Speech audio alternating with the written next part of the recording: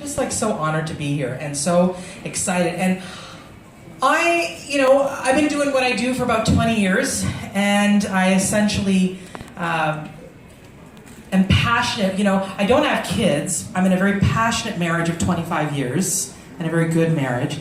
And here's the thing, what makes me get up in the morning is helping the next generation to not repeat over and over and over the cycles of dysfunction. And very busy practice in which I work with people all the time. And my first book is called Find Your Self Culture, Moving from Depression and Anxiety to Monumental Self-Acceptance. And the thing that I talk about in this first book is selfiness. When I was writing the first book, I was like, selfie, these kids are saying selfie with an I-E. Mine is a selfie with a Y. That's my word. That's my word. But selfiness, in my version of it, is not narcissism or selfishness where we have disregard for anyone else. It's really about filling your own cup first, creating an overflow, and giving to others from the overflow only, not depleting the main vessel. So toodaloo, we work through life, years in, and I start to work with people in relationships, relationship counseling, and relationship and couples and marriage and all this stuff, and partnerships, business partnerships. And so the second book is called Connecting, Rewire Your Relationship Culture. Because I do believe that what is culture? A set of patterns, a set of behaviors, a set of repetitions. And so the first book is about relationship with self, but then of course, inevitably, we're going to be having relationships with others. And we have neural pathways in our brain that are associated with our repetitive behaviors. And the more we do the same thing over and over, the more that neural pathway that is corresponding with it will increase. And so we have highways in our brain, and we have footpaths. And if the highways are about toxic, negative behavior, that's what's going to rule your life. And often it's the hurt child, a 5-year-old running your show, running your life, running your relationships, making choices for you. Or the footpath, which is the new behavior, the new insight, the new way of thinking, the new, more healthy, functional, breakthrough way of thinking. That might be still a footpath, and you need to go about the business of creating new habits and new ways of doing things repetitively, over and over and over again, until your brain develops that footpath neural pathway into a highway. But that is our responsibility, really taking responsibility for it. And one of the things I work a lot with in terms of when I work with people, and I write about case studies in this regard, is fighting. People fighting. People having a lot of fights out there. People really not honoring each other, not respecting each other, operating from what John Gottman, who is the father of couples therapy, he really could determine. He literally was a mathematician, and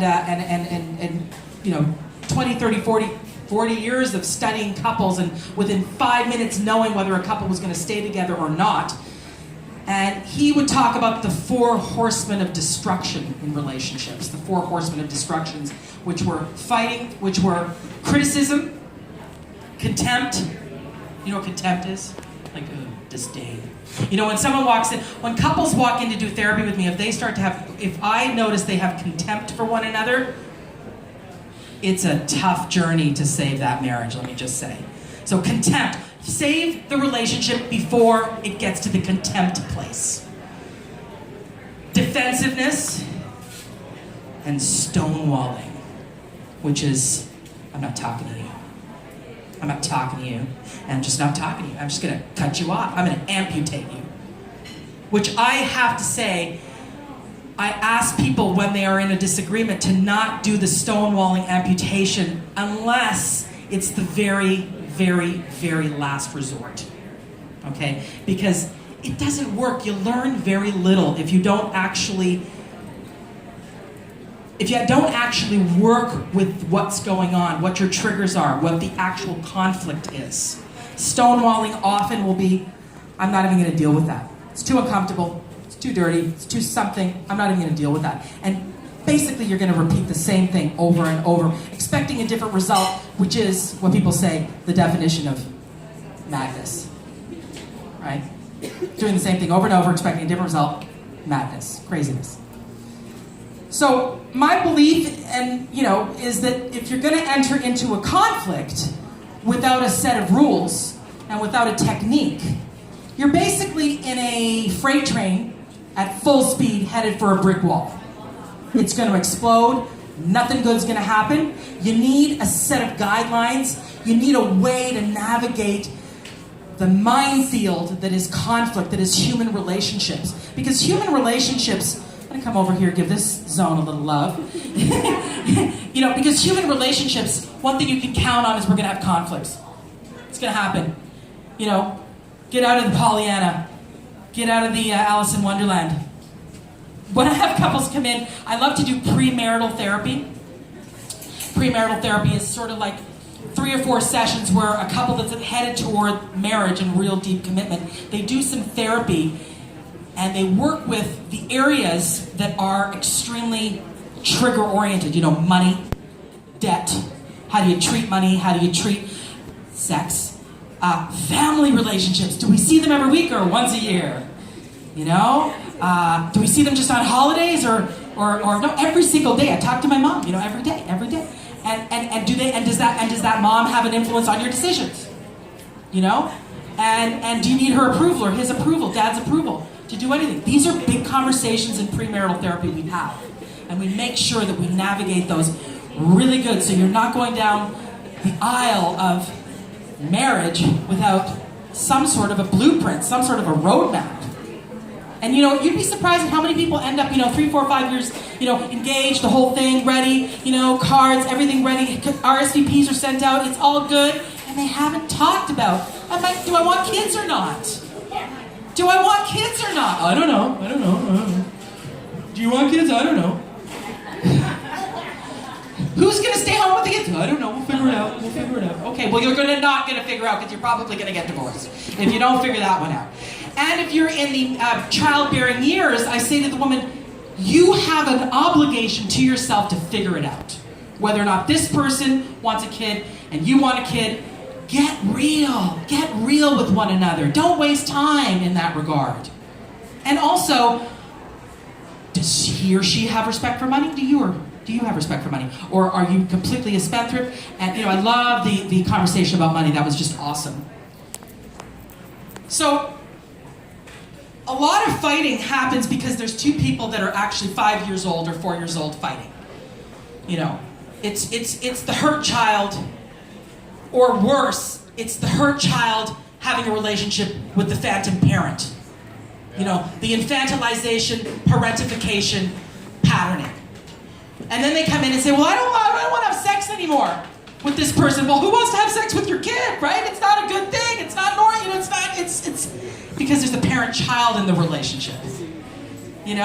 So I really work with bringing them up into adulthood, where we have 2 adults running this relationship, as opposed to a 5-year-old looking up to mommy, or a mommy looking down to son.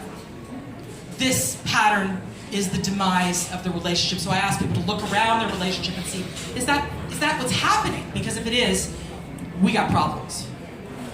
And you're passing it on to your kids, so multi-generational dysfunction. And again, what gets me up in the morning is, am I stopping the multi-generational dysfunction if possible? If at all possible. Can I inspire something other than what's happening? Same old. And I myself come from a very, very dysfunctional background, so I'm passionate about this, and I see dysfunction everywhere. And it's such a buzzword, dysfunction, but basically people hurting, essentially, people hurting. So, getting into the full balanced adult means present day thinking versus always living in the past and in the future. Past regret, future worry. Past regret, future worry. The adult isn't blame-oriented. The adult is taking personal responsibility for themselves at all times. Not that they're saying, I'm to blame for things, because let's face it, we're not to blame for things, but we're responsible. In other words, everyone's got issues with their parents, everyone's got issues with trauma, everyone's got issues with problems, but there it is. Here we are in life. Now what? Are we going to blame other people constantly?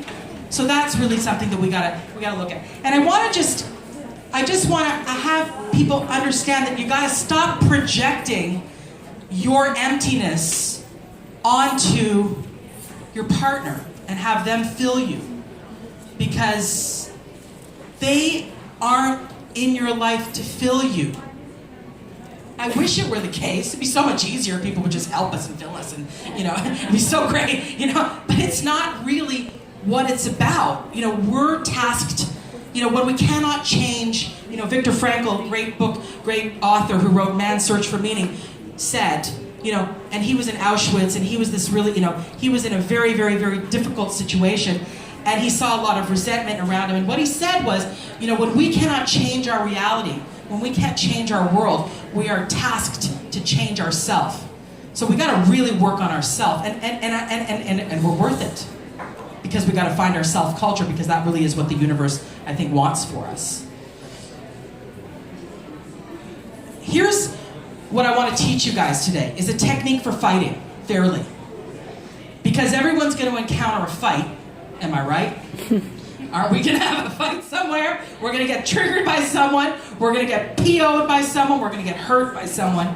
And I want to teach you a very simple technique. Of course, it does require that the other person be a participant, but let's say they're not, you can still bring the adult to the table, and you will call upon the adult of another. When you bring your adult to the table, you will inspire the adult in another. And if they don't want to be in their adult, well, writing's on the wall, right? Writing's on the wall. But at least you're doing your job. You're taking personal responsibility for what it is you need to do. So, just repeat after me. I feel because I think. Say it. I feel because I think. I feel something because I think something. Okay, what that means is, I have a feeling, I'm triggered, I'm afraid, I'm confused, I'm mad, I'm sad, I'm whatever, because my movie, my perspective, my filter system is thinking something. Okay? My filter system. There's no objective truth in life. You are entitled to your feelings. So when I'm doing marital therapy, couples therapy, the goal isn't necessary, people say, you referee, who's right, Victoria? I'm right, definitely I'm right. Like, it's not about really right or wrong on this one. It's not about right or wrong. It's, are you respecting and acknowledging the other person's perspective? That is healing 95% of the time versus really agreeing. So, example, I'm hurt because I think you purposely don't take out the garbage to piss me off. So I'm hurt because I'm hurt because I think my movie, my perspective, is that you are purposely doing something to anger me. So they will go, if they're defensive and in their 5-year-old, well, hang on a second, I did do this, and 4 years ago I did this, and 5 years ago I did this, and 3 days ago I did that. What do you say? What do you say? What do you mean?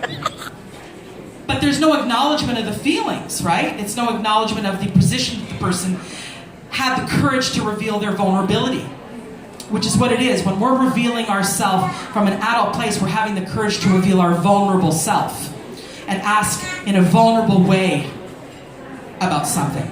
So the other person will simply go, so when they're in their adult and they're acknowledging, so let me see if I got this right. So you feel hurt because you think that I didn't take out the garbage just to piss you off, is that right? And the person would say, yeah. And the other person would say, is there more? Yeah. Yeah, there's more. And you go down that path 3 or 4 sentences. I feel hurt, mad, sad, confused, frustrated, because I think something. I just encourage you to use it at home, okay? And then you basically have the other person mirror back at you. This is active listening. This is called empathetic active listening. The other person will say, so you feel X, Y, Z because you think or thought X, Y, Z. Is that right? Yes. And you know what starts to happen? There's a letting down. There's a, oh, I finally feel hurt. I finally feel hurt.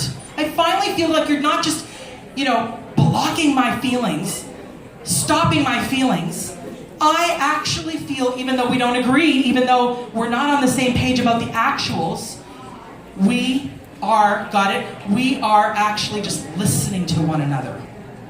So this is extraordinarily healing. I have couples that are on opposite sides about fundamental issues, but they will not divorce each other because of all the reasons, children, money, love, history, whatever. They don't want to leave. They don't want to do that. So what are they going to do? Live in toxicity constantly? So we give them this one technique, this powerful one technique that says you gotta listen, you gotta acknowledge, you gotta be empathetic, and you gotta be honoring of the other person's courage to reveal their vulnerability.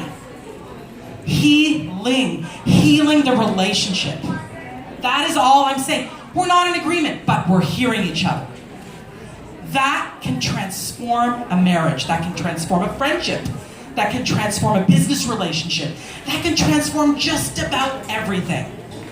So I task you, or I invite you to use the technique of, let's do it. I feel because I think. I feel because I think. And one last time for good measure, because we're neural pathway building. Go. I feel because I think. Try and use that at home, because you're neural pathway building a new way of doing this. Essentially, if you have children who are going to watch a conflict, you are suddenly changing the neural pathways, and you are suddenly changing a multi-generational dysfunction. And congratulations, my hat off to you if you choose to do that. Thank you very much. My name is Victoria Lorient-Faibish. Thank you. I'm a holistic psychotherapist in private practice. I've written a couple of books. If you have questions, if you want to get a book, I got them here. I also have a meditation CD. It's your choice, but you can stop by and say hello. And Visualization Works. Visualization Works is my website. Have a fabulous afternoon. Woo-hoo. Fabulous. Thank you, Victoria. Thank you. I